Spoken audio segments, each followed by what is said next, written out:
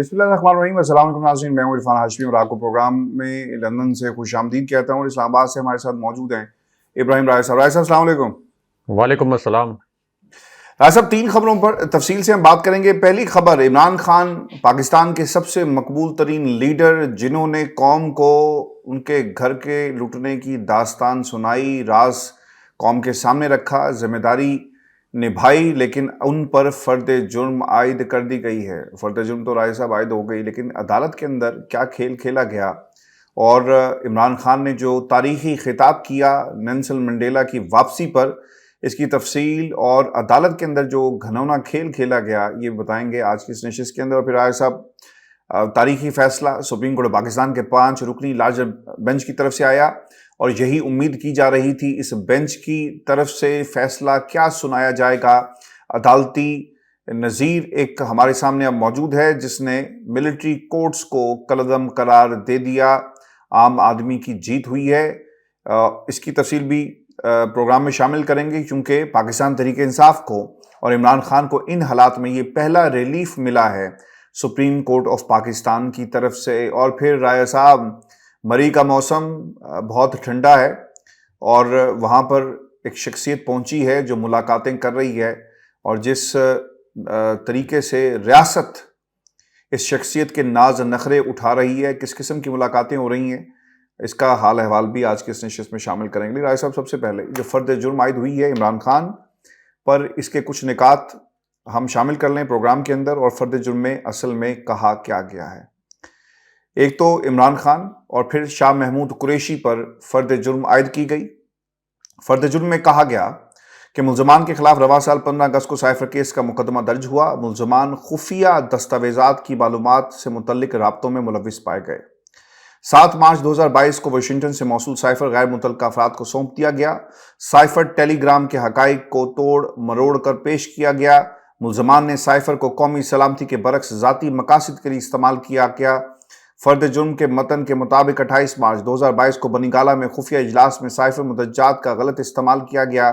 साबिक वज़ीर-ए-आज़म ने आज़म खान को साइफर के मिनट्स अपने अंदाज से तैयार करने की हिदायत की। साबिक वज़ीर-ए-आज़म ने बददियानती और बदनीयती से जानबूझकर साइफर तहवील में रखा।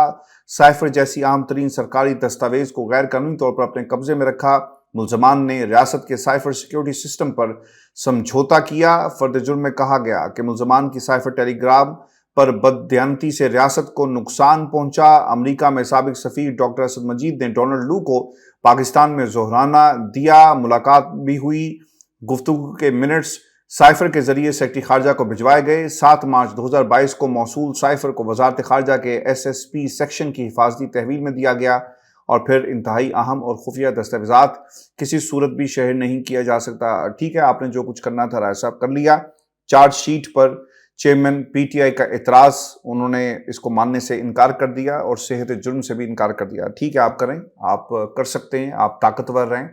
और इस वक्त हालात इमरान खान के ख़िलाफ़ काम कर रहे हैं और जो हालात बनाने वाले हैं वो भी काम कर रहे हैं। लेकिन राय साहब, सवाल ये है कि साइफर में जो कुछ इमरान खान ने कहा कौम के सामने, क्या ये 26 करोड़ अवाम का हक नहीं बनता था कि रियासत का सरबरा, हुकूमत का सरबरा अपनी कौम को ये बताए कि उनके हकूक़ कहाँ पर सल्ब हो रहे हैं और उन हकूक़ पर बाहर की ताकत ने किस तरह शब खून मारा? क्या कौम को बताना कि हुकूमत इमरान खान की गिराई जाए, क्या ये सिर्फ इमरान खान की तौहीन थी? क्या ये पाकिस्तान की तौहीन नहीं है? क्या ये उन वोटर्स की तौहीन नहीं जिसने एक मुंतखब हुकूमत को इक़्तिदार तक पहुंचाया? राय साहब, योर टेक ऑन दिस। देखिए आशफी साहब, पहले तो ये जो फर्द जुर्म आयद हुई है,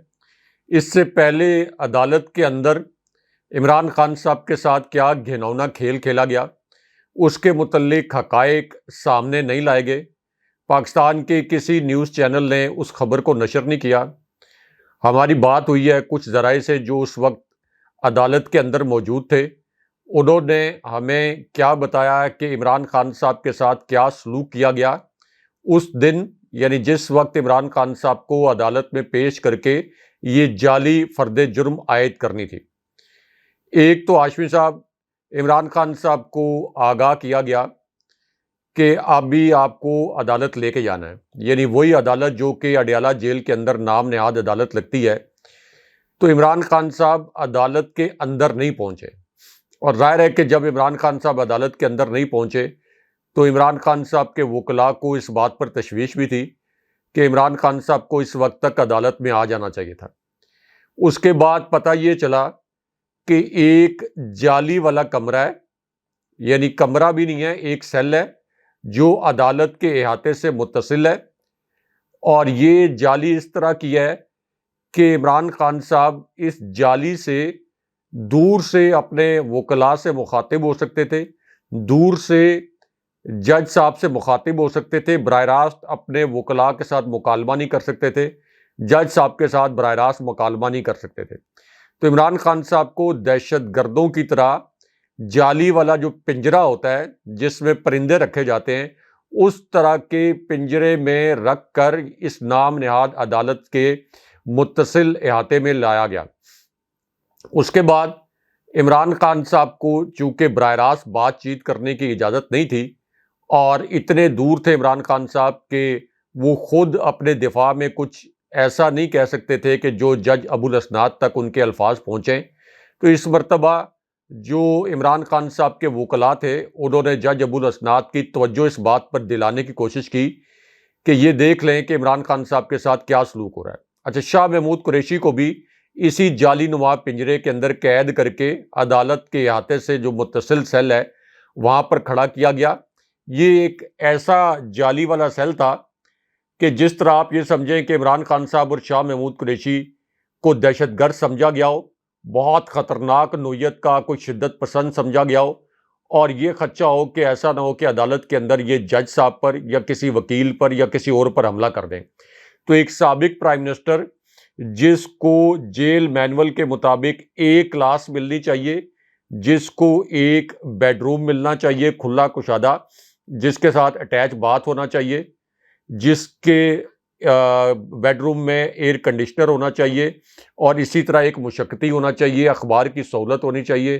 ٹی وی کی سہولت ہونی چاہیے، فون کی سہولت ہونی چاہیے، اس کے ساتھ یہ سلوک کیا گیا۔ یعنی پہلے سے یہ طے کر لیا گیا کہ عمران خان صاحب کو اعصابی طور پر توڑنے کے لیے یا ان کی نام نہاد تضحیک کے لیے ان کے ساتھ یہ رویہ اپنایا جائے گا۔ اب اس کے اندر ایک اور بڑا قانونی نکتہ سامنے آیا کہ عمران خان صاحب نے وہاں یہ بھی بتایا، اور ان کے وکلاء نے بھی، کہ عمران خان صاحب نے تحریری طور پر جج ابوالاسناد کو یہ لکھ کر دیا کہ ہمیں اس کیس کے متعلق مصدقہ جو کاپیز ہیں وہ فراہم نہیں کی گئی، اس لیے اس کیس میں اب تک قانون کی جتنی دفعات ہیں ان کی کھلی خلاف ورزی کی جا رہی ہے۔ تو جب ہمیں کیس کی کاپیز بھی فراہم نہیں کی گئیں، تمام قانونی دفعات کی خلاف ورزی بھی کی جا رہی ہے، تو پھر اس کیس کا جو ٹرائل ہے اس کو کیسے آگے بڑھایا جا سکتا ہے۔ لیکن جج ابوالاسناد، جنہوں نے اس سے پہلے یہ دعویٰ کیا تھا کہ میں اس کیس کا میرٹ پر فیصلہ کروں گا اور میں اپنے ضمیر کے مطابق فیصلہ کروں گا، انہوں نے عمران خان صاحب اور ان کے وکلاء کی یہ جو پلی ہے اس کو ماننے سے انکار کر دیا۔ اس کے بعد عمران خان صاحب جب کمرہ عدالت سے متصل اس جعلی والے کمرے میں، اس جعلی والے سیل میں، یعنی عملاً پنجرہ، عملاً وہ ایک پنجرہ تھا، تو اس پنجرے میں جب عمران خان صاحب موجود تھے تو خان صاحب نے یہ بھی کہا کہ مجھے ایک ٹیلی فون کال کرنی ہے۔ اب ہاشمی صاحب، بطور صحافی میں ایک واقعے کے عین شاہد ہوں کہ جب نواز شریف اڈیالہ جیل میں تھے تو ایک دو نہیں درجنوں لوگ ہر روز نواز شریف سے ملنے کے لیے اڈیالہ جیل جاتے تھے۔ پوری ایک فہرست بنتی تھی، نواز شریف خود اپنے پین سے وہ فہرست بناتے تھے اور بتاتے تھے کہ آج کون سا نون لیگ کا رہنما، کون سا صحافی جو نون لیگ کے قریبی صحافی ہیں وہ مجھ سے ملنے کے لیے آئیں گے۔ نواز شریف یہ بھی لکھتے تھے پرچی پر کہ آج مجھے کھانے میں گھر سے کیا منگوانا ہے، اور 3-4 طرح کے کھانے نواز شریف کو گھر سے ملتے تھے۔ 2 مشقتی بھی ملے ہوئے تھے، 2 لان بھی ملے ہوئے تھے، ٹیلی فون کی سہولت بھی ملی ہوئی تھی، اخبار کی سہولت بھی ملی ہوئی تھی، اور ایئر کنڈیشنر کی سہولت بھی ملی ہوئی تھی۔ اور عمران خان صاحب نے امریکہ میں جا کر ایک خطاب میں کہا بھی تھا کہ نواز شریف جو ہیں یہ عدالتوں سے سزا یافتہ ہیں، اور یہ جس قسم کی جیل کاٹ رہے ہیں، کیونکہ عمران خان صاحب کے بس میں کچھ نہیں تھا، وہ سارا کچھ تو جناب باجوہ فیسیلیٹیٹ کر رہے تھے نواز شریف کو، تو عمران خان صاحب نے کہا تھا کہ یہ جس طرح کی جیل کاٹ رہے ہیں، میں پرائم منسٹر ہوں، مجھے پتہ ہے اس طرح کی سہولیات تو 99% پاکستانیوں کو اپنے گھروں پر میسر نہیں ہے۔ لیکن عمران خان صاحب نے جب ایک ٹیلی فون کال کے متعلق کہا کہ مجھے ایک ٹیلی فون کال کرنے کی اجازت دی جائے، تو جج ابو الاسناد نے سابق پرائم منسٹر، جن کے پیچھے 74% عوام کھڑے ہیں، جو پاکستان کی سب سے بڑی سیاسی طاقت ہے، جو پاکستان کو متحد اور ایک لڑی میں پرو کے رکھ سکتے ہیں، ان کے متعلق یہ کہا کہ آپ کو ٹیلی فون کرنے کی اجازت نہیں دی جا سکتی، اور اس کے بعد زبردستی یہ جو فرد جرم ہے یہ عمران خان صاحب پر اور شاہ محمود قریشی پر عائد کر دی گئی۔ اب یہ فرد جرم اصل میں عمران خان صاحب پر عائد نہیں کی گئی، یہ فرد جرم عائد کی گئی ہے ان 74% لوگوں پر جو کہ عمران خان صاحب کے پیچھے کھڑے ہیں۔ سب کو پتہ ہے کہ یہ open and shut bogus case ہے، سب کو پتہ ہے کہ فوجی قیادت نے عمران خان صاحب کے حق میں گواہی دی نیشنل سیکیورٹی کمیٹی کے اجلاس میں کہ یہ سائفر ایک حقیقت تھی، اور اگر ایک سائفر حقیقت نہیں تھی، یہ محض ایک کاغذ کا ٹکڑا تھا، اگر پی ڈی ایم کا موقف مان لیا جائے تو پھر تو یہ کیس بالکل ہی نہیں چلتا، پھر تو یہ کیس چل ہی نہیں سکتا کہ پھر کون سا آپ کا قومی سلامتی کا راز لیک ہوا ہے۔ لیکن اگر آپ یہ مان لیں کہ یہ سائفر حقیقت تھی، یعنی اگر پی ڈی ایم یہ مان لے، تو عمران خان صاحب کا موقف 100% درست ثابت ہو جاتا ہے کہ انہوں نے کیبنٹ سے اس کو ڈی کلاسیفائی کروایا، اور پھر یہ جو حقائق ہیں، یہ جناب باجوہ نے، عمران خان صاحب نے جو کہا کہ قوم سے اور مجھ سے غداری کی، اس کو وہ قوم کے سامنے لے کر آئے۔ لیکن اس کے باوجود عمران خان صاحب پر چونکہ فرد جرم ہر صورت میں عائد کرنی تھی، عمران خان صاحب پر فرد جرم عائد کرنے کا فیصلہ کہیں اور ہو چکا تھا، اس لیے وہ فیصلہ یہاں پر پڑھ کر سنا دیا گیا۔ لیکن اس کے اندر ہاشمی صاحب، جو لوگ عمران خان صاحب کے ساتھ کھڑے ہیں ان کو یہ بھی پتہ ہے کہ یہ کیس بوگس ترین کیس ہے۔ نون لیگ کے اپنے وکلاء کہتے ہیں کہ اس کیس کے اندر کوئی جان نہیں ہے، تو اس لیے یہ فرد جرم آپ عمران خان صاحب پر عائد کریں۔ جس وقت فرد جرم عائد کی گئی تو ہمارے جو ذرائع ہیں انہوں نے بتایا کہ عمران خان صاحب اس وقت بھی زیر لب مسکرا رہے تھے، کیونکہ ان کو پتہ تھا کہ یہ لکھا لکھایا فیصلہ آیا ہے، اور ان کو یہ بھی پتہ تھا کہ سپیریئر کورٹس میں اگر کوئی میرٹ کے اوپر فیصلہ ہوا، خاص طور پر سپریم کورٹ کے لیول پر جب یہ کیس جائے گا، تو یہ کیس تو 3-4 منٹ میں اڑ جائے گا، کیونکہ اعتزاز احسن تو کہتے ہیں کہ یہ کیس سپریم کورٹ میں 3-4 منٹ سے زیادہ کھڑا نہیں ہو سکتا۔ تو آپ کر لیں فرد جرم عائد، 24 کروڑ لوگوں کا کیا کریں گے؟ جو عمران خان صاحب کے ساتھ اس وقت لوگ کھڑے ہیں ان کا کیا کریں گے؟ ان کو کیسے عمران خان صاحب سے پیچھے ہٹائیں گے؟ اب ایک پوائنٹ آف کنسرن ہے اور ایک بڑی خبر بھی ہے۔ وہ بڑی خبر یہ ہے کہ ہمارے ذرائع نے یہ بھی کنفرم کیا ہے کہ چونکہ عمران خان صاحب کے خلاف جتنی تیزی سے یہ ٹرائل مکمل کیا گیا ہے نام نہاد، تو پی ٹی آئی کی قیادت کو یہ خدشات ہیں، وہ قیادت جو کہ ابھی تک اغوا نہیں ہوئی، یا وہ قیادت جس کو ابھی تک جبری طور پر عمران خان صاحب سے الگ ہونے پر مجبور نہیں کیا گیا، ان کو یہ خدشات ہیں کہ عمران خان صاحب کی خدا نخواستہ سلو پوائزننگ کے ذریعے جان نہ لے لی جائے،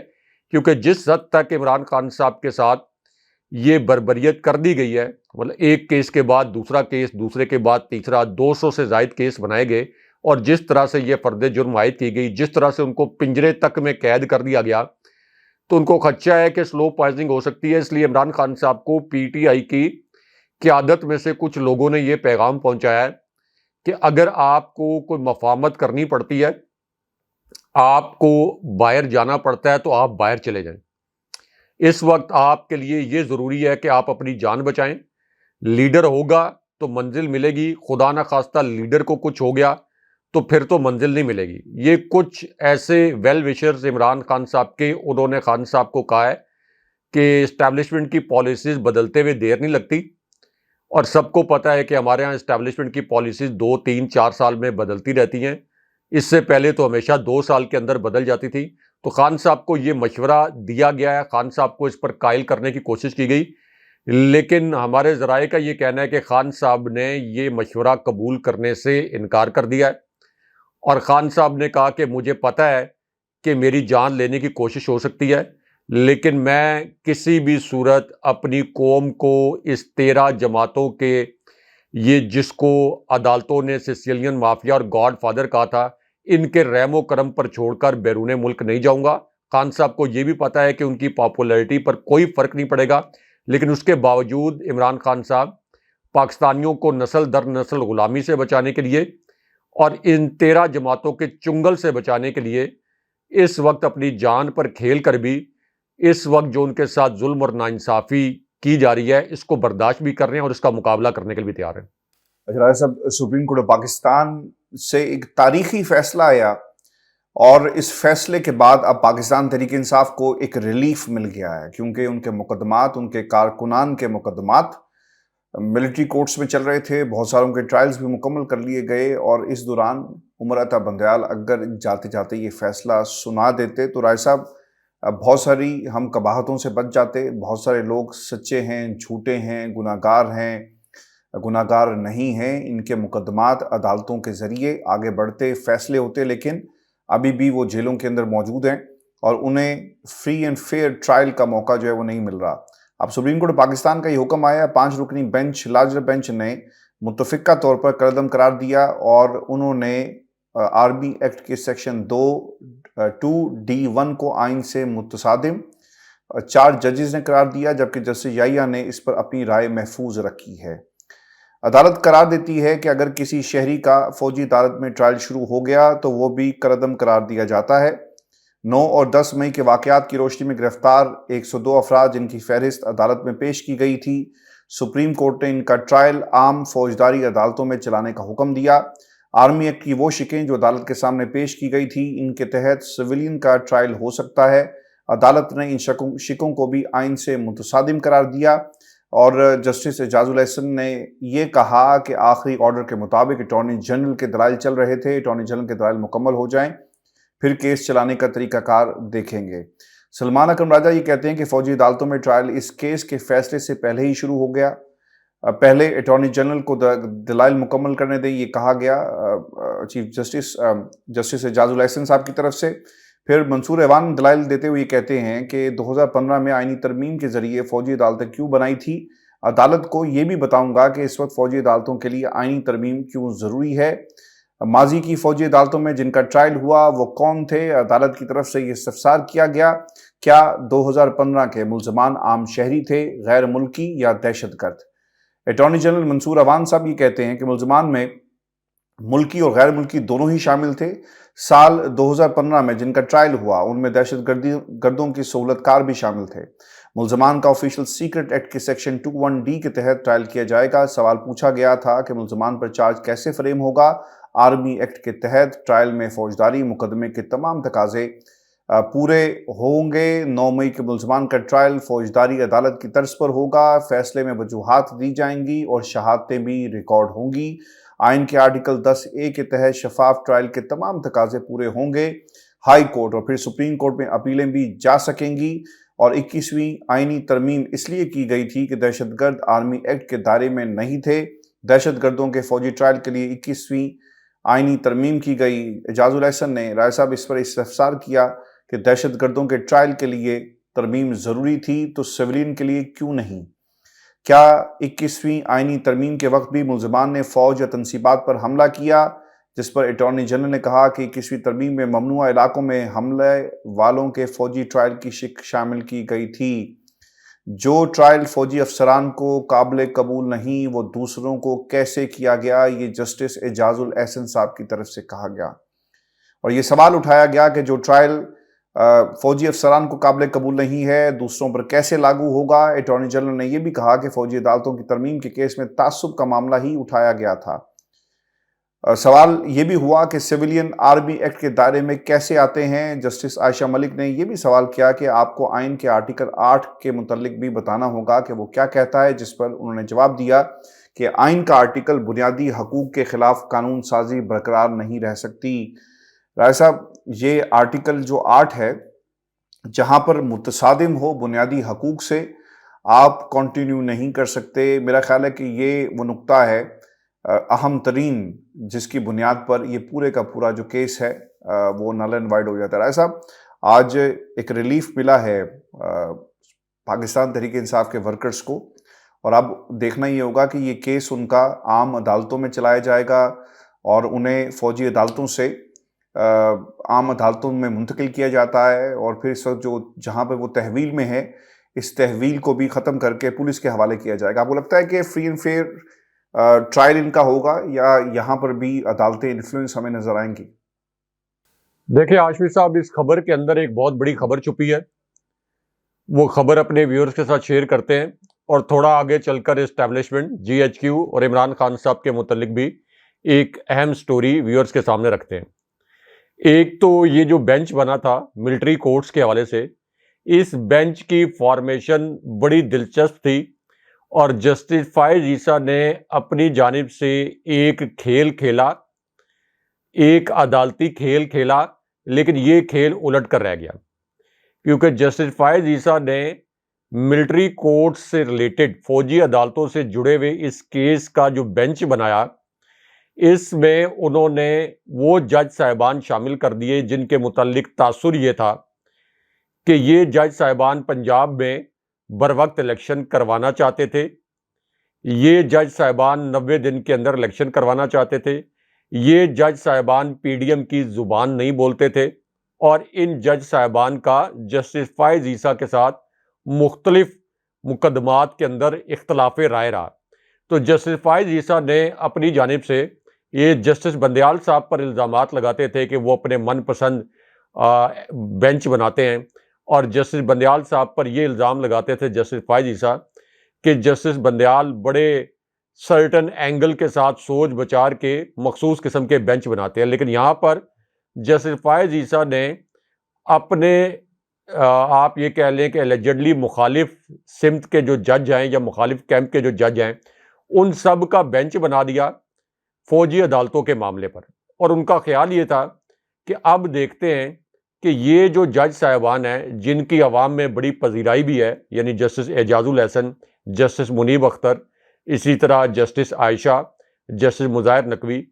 تو ان کا خیال یہ تھا کہ یہ تو بڑا ایک پیچیدہ، بڑا کمپلیکیٹڈ فیصلہ ہوگا اور مشکل فیصلہ ہوگا۔ ظاہر ہے کہ فوجی عدالتیں قائم کرنے کا فیصلہ فوج نے کیا تھا، یہ کوئی سویلین تو فیصلہ نہیں کر سکتا، تو اگر فوجی عدالتیں بنانے کا فیصلہ کالعدم کوئی بینچ کر رہا ہے تو اس کا مطلب یہ ہے کہ یہ فیصلہ فوج کے خلاف آیا ہے۔ تو فوج کے خلاف سپریم کورٹ ہو، ہائی کورٹ ہو یا کوئی بھی جج ہو، اس کے لیے فوج کے ڈیسیژن کے اگینسٹ جانا یہ کوئی معمولی بات نہیں ہے۔ تو اس لیے جسٹس فائز عیسیٰ کا خیال تھا کہ چلیں یہ جو 4 جج صاحبان ہوں گے یہ فوج کے ساتھ ہیڈ آن ہو جائیں گے، ایک صورت میں اگر انہوں نے فوجی عدالتوں کو کالعدم کر دیا، اور اگر انہوں نے فوجی عدالتوں میں ٹرائل کو کالعدم نہ کیا تو پھر یہ عوام کی نظروں میں زیرو ہو جائیں گے، اور یہ تاثر بنے گا کہ ویسے تو یہ بڑے ریمارکس دیتے تھے الیکشن کے متعلق، ویسے تو بڑے دبنگ ریمارکس دیتے تھے کہ 90 دن کے اندر الیکشن ہونا چاہیے، لیکن یہاں پر جب فوج کا معاملہ آیا تو یہ بھیگی بلی کی طرح بیٹھ گئے۔ لیکن ہوا کیا؟ ہوا یہ کہ جسٹس اعجاز الحسن نے، جسٹس عائشہ ملک نے، جسٹس منیب اختر نے اور جسٹس مظاہر نقوی نے تمام اندازے غلط ثابت کر دیے جسٹس فائز عیسیٰ کے۔ انہوں نے یہ فیصلہ دے دیا کہ ملٹری کورٹس کے اندر سویلین کا ٹرائل نہیں ہوگا۔ تو جسٹس فائز عیسیٰ جنہوں نے خود اس بینچ میں بیٹھنا مناسب نہیں سمجھا، جو ویسے اپنا ایک اینٹی اسٹیبلشمنٹ ریپیوٹ بنا کر بیٹھے ہوئے ہیں، لیکن انہوں نے خود اس بینچ میں بیٹھنا مناسب نہیں سمجھا کہ کہیں ایسا نہ ہو کہ اسٹیبلشمنٹ مجھ سے ناراض ہو جائے، کیونکہ اگر جسٹس فائز عیسیٰ ملٹری کورٹس کے معاملے پر ملٹری کورٹس میں ٹرائل کے حق میں فیصلہ دیتے تو اس کا مطلب یہ ہوتا ہے کہ جسٹس فائز عیسیٰ نے آئین کی پاسداری نہیں کی اور وہ اسٹیبلشمنٹ کے سامنے جھک گئے، اور اگر وہ اس کے خلاف فیصلہ دیتے تو اسٹیبلشمنٹ ان سے ناراض ہو جاتی۔ اس لیے جسٹس فائز عیسیٰ کنی کترا کے ایک سائڈ پہ نکل گئے، اور ان جج صاحبان کے انہوں نے ان کے کورٹ پہ بال پھینکی۔ لیکن جسٹس فائز عیسیٰ صاحب بہت بڑے قانون دان ہیں، بڑے پڑھے لکھے جج ہیں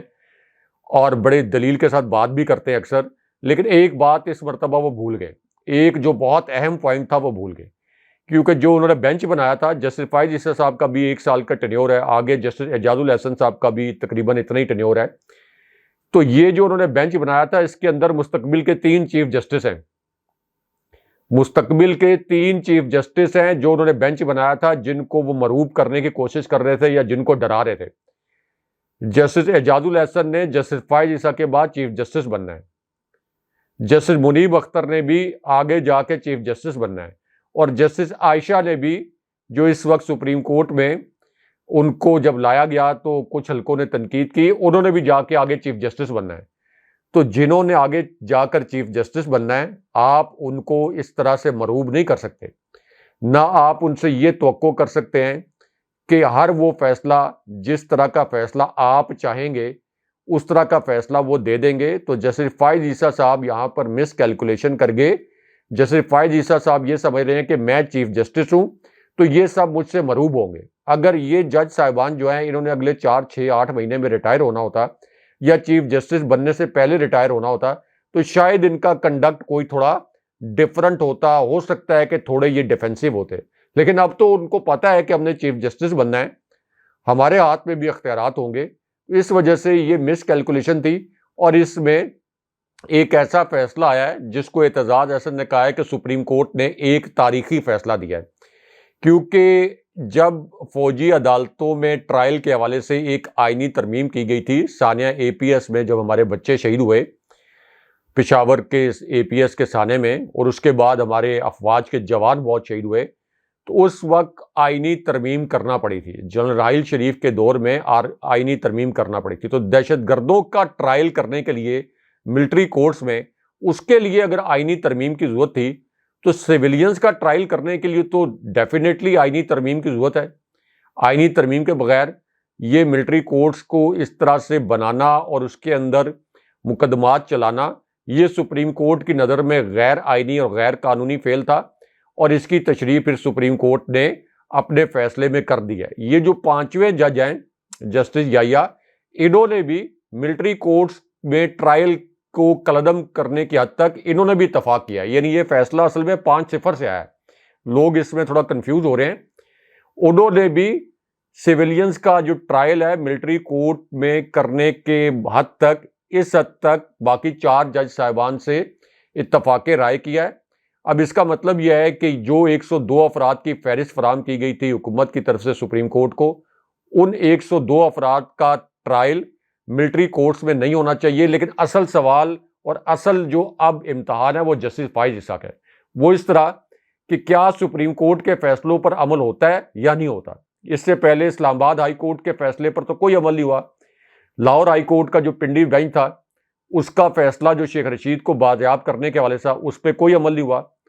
جو اسلام آباد ہائی کورٹ اور پشاور ہائی کورٹ بار بار تحریک انصاف کے رہنماؤں کو رہا کرنے کے احکامات جاری کرتے رہے، وہ دوبارہ اغوا ہوتے رہے، پرویز الہی 12 مرتبہ اغوا ہوئے، ان کے فیصلوں پر تو عمل نہیں ہوا۔ تو اب دیکھنا یہ ہے کہ یہ جو 5 جج صاحبان کا فیصلہ ہے اس کے اوپر عمل درآمد ہوتا ہے یا نہیں ہوتا، اور اگر نہیں ہوتا تو پھر جسٹس فائز عیسیٰ کیا کرتے ہیں؟ اپنی عدالت کو تالا لگاتے ہیں،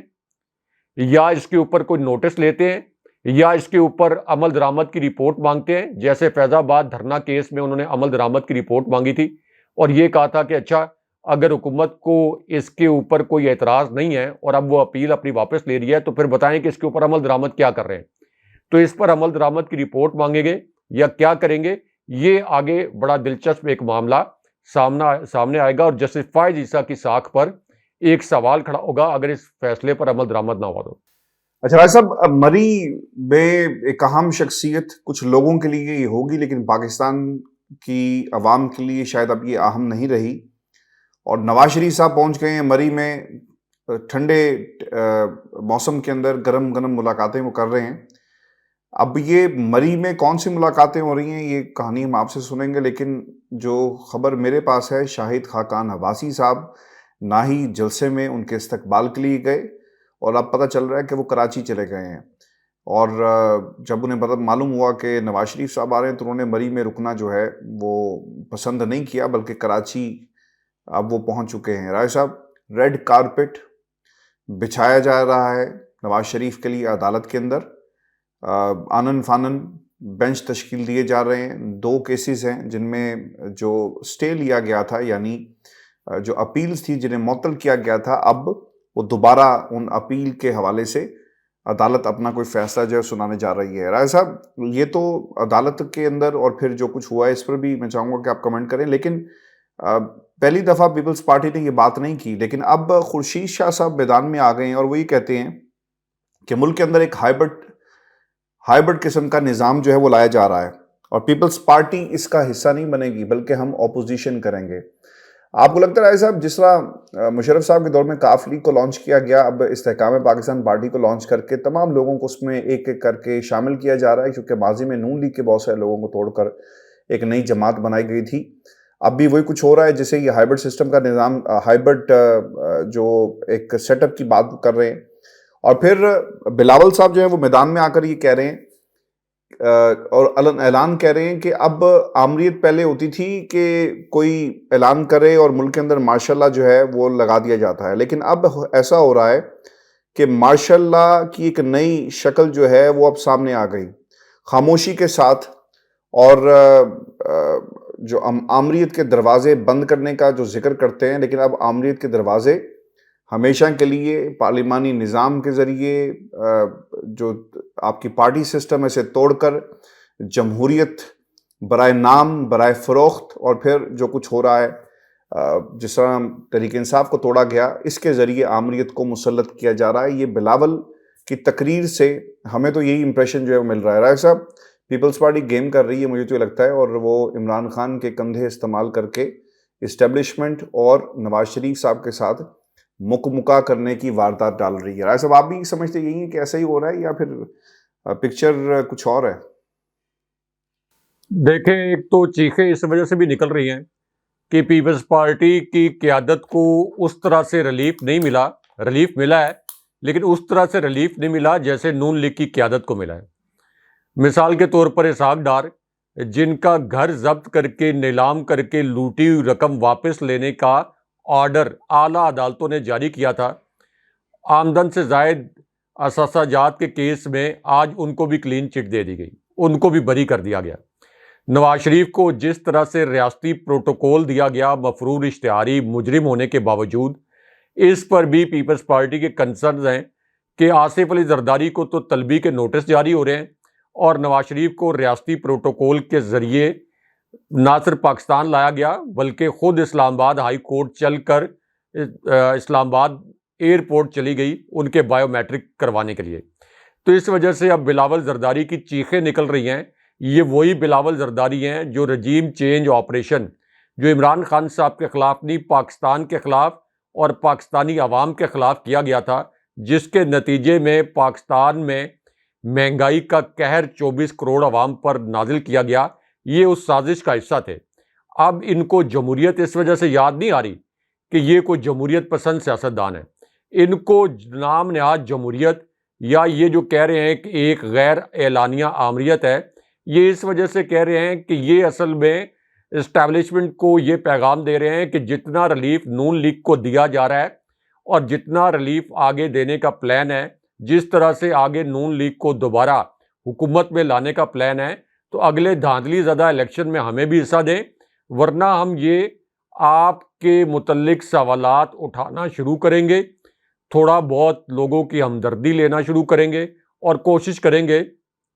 کہ تھوڑا سا ہم پی ٹی آئی کے متعلق یہ تاثر بنائیں کہ ہم ان کے ساتھ کوئی الائنس کر کے اسٹیبلشمنٹ کو ٹف ٹائم دے سکتے ہیں. حالانکہ عمران خان صاحب یا پی ٹی آئی وہ کبھی بھی پیپلز پارٹی کے ساتھ یا بلاول زرداری کے ساتھ کبھی بھی کوئی الائنس وغیرہ نہیں کریں گے. اب ہاشمی صاحب، نواز شریف جو کہ اس وقت بری میں ہے، اس کی بڑی دلچسپ سٹوری ہے کہ شاید خاقان عباسی کے اس وقت کس قسم کے اختلافات چل رہے ہیں، لیکن نواز شریف کی اپیلوں کی بحالی یہ بھی ایک بہت بڑی خبر ہے. اس کے اوپر ایک بینچ تشکیل دے دیا گیا ہے. جسٹس عامر فاروق صاحب، جن کے متعلق یہ تاثر ہے کورٹ رپورٹرز کا کہ جس طریقے سے 8 منٹ کے اندر نواز شریف کو ضمانت دی گئی، تو کوئی ایسا وہ میرٹ کے اوپر فیصلہ نہیں کریں گے. لیکن جسٹس گل حسن سے ابھی بھی لوگوں کو یہ توقع ہے، اگرچہ یہ توقع اس وقت ماند پڑ گئی تھی جب نواز شریف کو ضمانت دی گئی تھی، کہ شاید یہ جو 24 اکتوبر والا کیس ہے اس کے اندر شاید کوئی ایسا میرٹ پر فیصلہ آئے اور نواز شریف کی ضمانت کینسل ہو اس وقت تک، جب تک کہ ان کے کیسز میں فیصلہ نہیں آتا اور اس وقت تک ان کو جیل جانا پڑے. لیکن بینچ چونکہ 2 رکنی ہے تو اس لیے کوئی ڈیسائسو فیصلہ جسٹس گل حسن بھی اس معاملے پر نہیں دے سکتے. بہت شکریہ صاحب. ویڈیو شو تھا آج کا ہمارا. اپنے کمنٹ ضرور بھیجیے گا. چینل کو سبسکرائب کرنا مت بھولیں. مجھے اور ابراہیم راجہ صاحب کو اجازت دیجیے. اللہ نگہبان. اللہ نگہبان.